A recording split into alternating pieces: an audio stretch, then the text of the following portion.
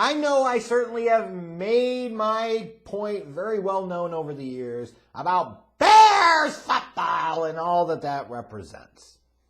However, there is no doubt that when you think about Bears football, when you think about the Chicago Bears, there are certain names that stand out above the rest.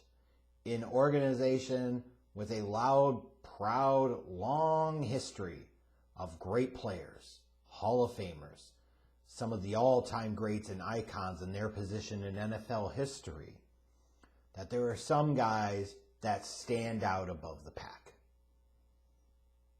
They are truly, truly timeless. They are the elite of the elite.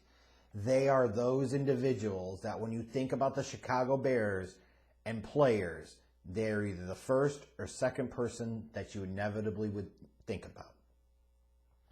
There's Walter Payton on offense, and there's Dick Butkus on defense. Sweetness and Butkus. Yeah, when you think about the Bears and you think about the best players ever in the history of the organization that's now run over 100 years, it's Sweetness and it's Butkus. And sadly, we found out yesterday that the world has lost Dick Butkus as he passed away in his sleep at the age of 80 at his home in Malibu, California, because, of course, death could only come for Dick Butkus in his sleep, because it wasn't man enough to take on Dick while he was awake. But obviously, like a huge kick in the nuts, a gut punch to so many Bears fans and football fans around the world. And like, why is he such a revered icon in the history of the game? I'll give you some of this, and then I'll just talk a little bit more about Butkus in general. And going back to his college days, he was a two-time All-American at Illinois as a center and inside linebacker. He placed high in the Heisman voting. He was sixth in the voting in 1963, and he was third in the voting as a center and linebacker in 1964. Just incredible.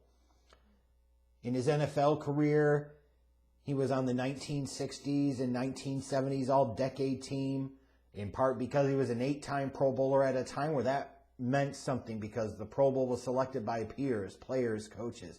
It wasn't some popularity contest or fan vote.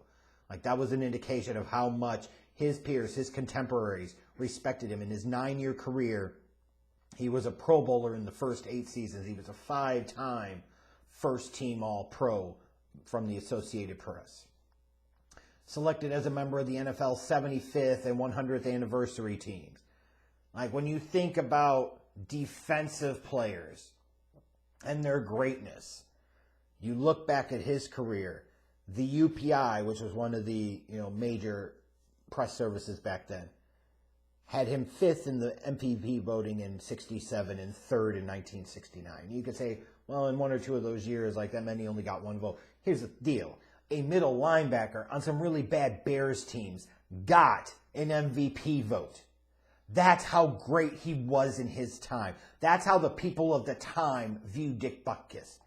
And when you look at the AP, he had a 3-year stretch there from 68 through 70, again, on some really bad Bears teams, including that 69 squad that went 1-13. He was 4th in the AP MVP vote in 68, 6th in 1969, and 5th in 1970. And if the AP had a Defensive Player of the Year award back then, he probably would have won that award several times over. Like, this dude was a monster.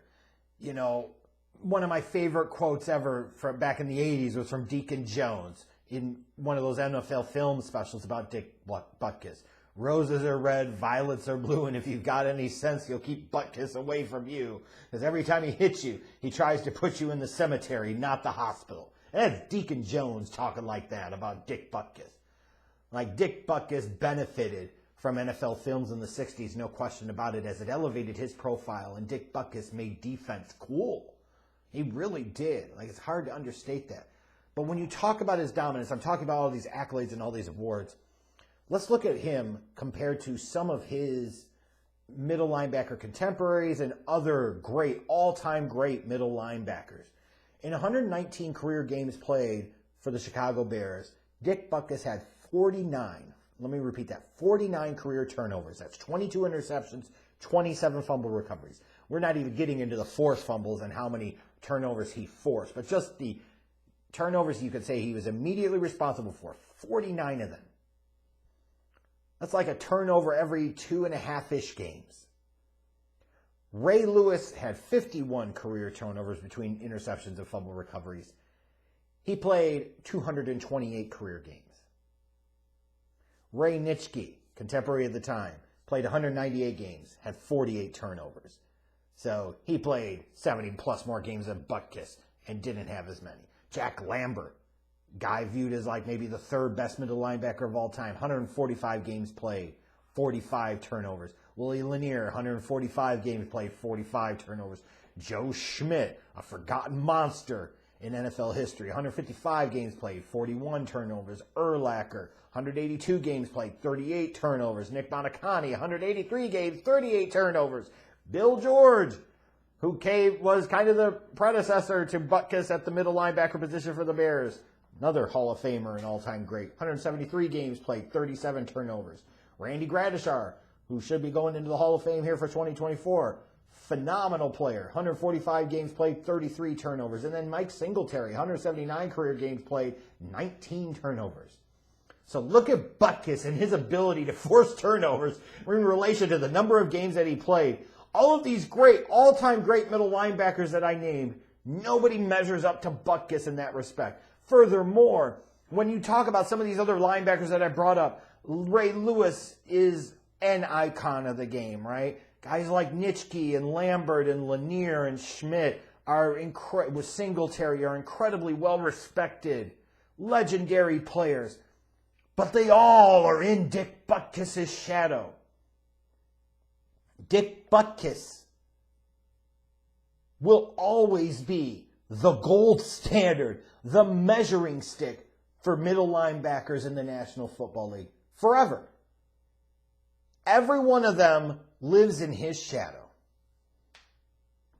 And what's crazy about Butkus is, now obviously at the end of his career, it wouldn't be Bears football if he didn't have issues with the Bears relating to money and them actually honoring his contract at the end of his career, which led to some bad blood between him and Hallis and him and the organization for a few years. But this is a dude that 9 years that he played in the NFL led to him being a first ballot Hall of Famer in 1979. Like, it didn't define his life. He was a Bears radio color commentator for a few years, starting with, you guessed it, the 1985 season.